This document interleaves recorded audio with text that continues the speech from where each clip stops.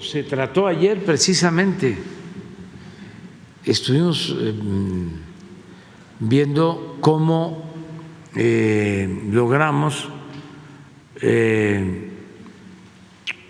una disminución en los precios, sobre todo cuando no se justifica, cuando se piensa que se está abusando.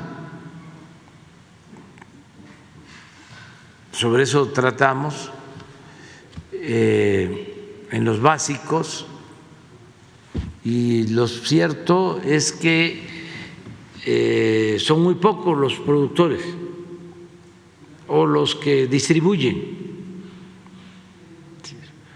los alimentos básicos. No está muy diversificado. Entonces podemos hablar con ellos. En el caso del maíz, en efecto, son dos los que tienen el 90% del mercado de la tortilla. De la harina, de la harina de maíz, sí, pero de eso depende la tortilla. Entonces vamos a hablar con los dos dueños para mostrarles el comportamiento de los precios. A ver si no te manda o si no se guardó la gráfica de lunes sobre los precios, sobre la tortilla. Esto. Préstame.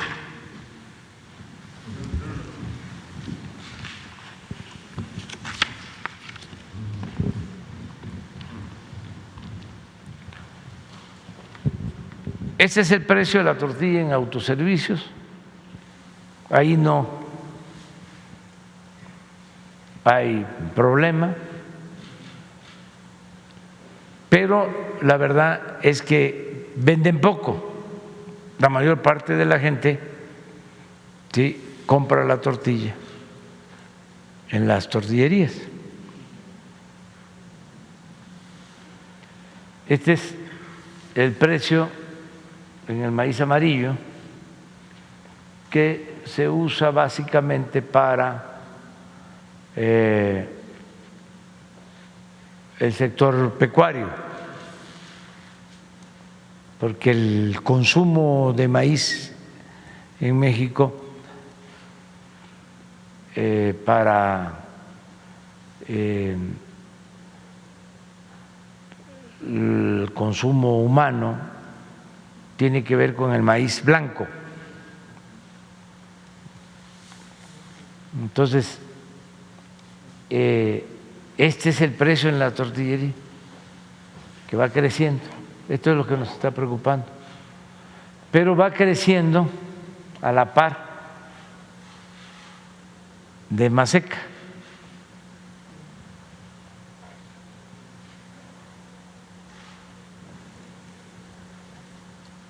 No así Minsa, que era la otra empresa que tú con.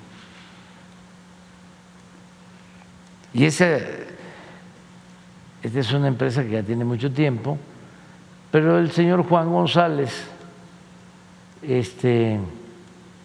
yo creo que va a ayudar, porque se acordó ayer que se hable con él, que la Secretaría de Hacienda hable con él por esto.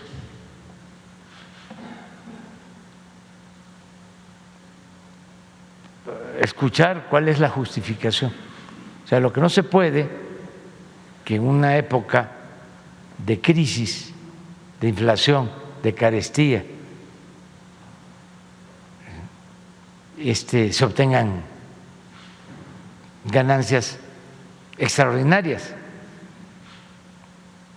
Por lo general, tiene que haber negocios con ganancias razonables todo el tiempo, porque hay inversión, hay riesgos y porque nosotros apoyamos una economía mixta, no es el estatismo, se requiere de la participación del sector privado, pero tienen que haber utilidades razonables, no abusar de ciertas circunstancias con ganancias excepcionales en épocas de crisis. Entonces vamos a hablar. Y lo que planteas de Minsa, pues es esto, pero Minsa tiene menos participación en el mercado. Solo tiene el 20%. Sí. Y el 70% lo tiene. Así es. Esta es la empresa, vamos a llamarle en los términos tecnocráticos de moda, para hablar físico, como se decía antes, es la empresa preponderante. Entonces, se va a hablar con los dos. De Minsa es, no sé si sigue siendo el mismo, pero era Gómez Flores, de Jalisco, que pues con los dos tenemos relaciones, y buenas relaciones, y queremos hablar con ellos para esto y otras medidas que vamos a tomar. Pero lo que queremos es, a ver, ayuden. Es lo mismo de las distribuidoras. 3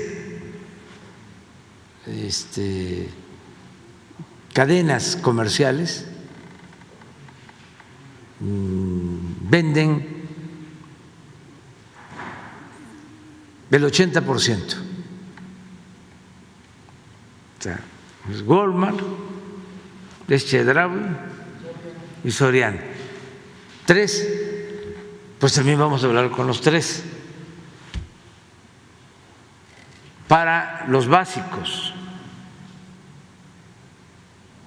Y así en otros productos. El cemento. Sí, y pues todavía el cemento debe de tener como 5, 6, 8 empresas, pero aquí son 2. El atún, que a los 2 los conozco, los 2 atuneros, son 2 los principales, también entre los 2, pues también como el 80%. Y es un alimento relativamente barato y muy nutritivo, es proteína barata. Y luego el pollo, el huevo, Choco. Un huevo 2.50, si se mantiene así, con 2 huevos son 5 pesos, es alimento. No queremos, ¿sí?, que se vaya a las nubes. Además, hay producción y también hablar con ellos porque no queremos abrir el mercado en el caso del pollo, la carne. Sí, la fiebre aftosa hay que cuidarla por lo de la carne de Argentina, que se limita, pero también si a esas vamos, pues no se tiene mucho control de la frontera sur y entra mucho ganado de contrabando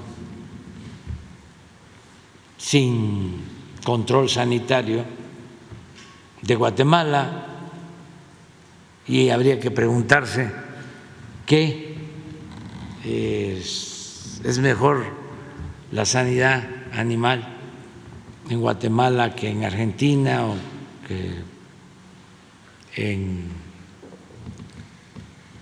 Honduras o en otros países. En fin, hay que ver todo esto. Ya estamos atendiendo este tema con el propósito de controlar la inflación, de que no se nos vaya más allá de lo normal, que es un fenómeno mundial, pero que nosotros hemos logrado controlar. Si no hubiésemos tomado la decisión de subsidiar la gasolina y el diésel, que eso solo nosotros, porque para un tecnócrata tomar una decisión de esas es un sacrilegio.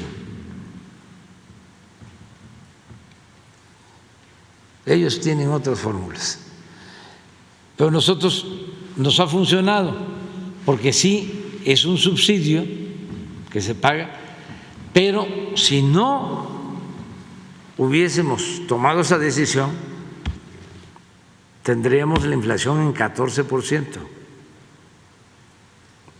y le hubiese pegado muchísimo al ingreso popular, porque todos sabemos, o sea, no hace falta ser economista, que si sube el precio de la gasolina y del diésel, te va todo para arriba. Entonces, en la parte energética tenemos control. Donde necesitamos participar más es en lo relacionado con alimentos. Por eso, así como buscamos la autosuficiencia energética, necesitamos conseguir la autosuficiencia alimentaria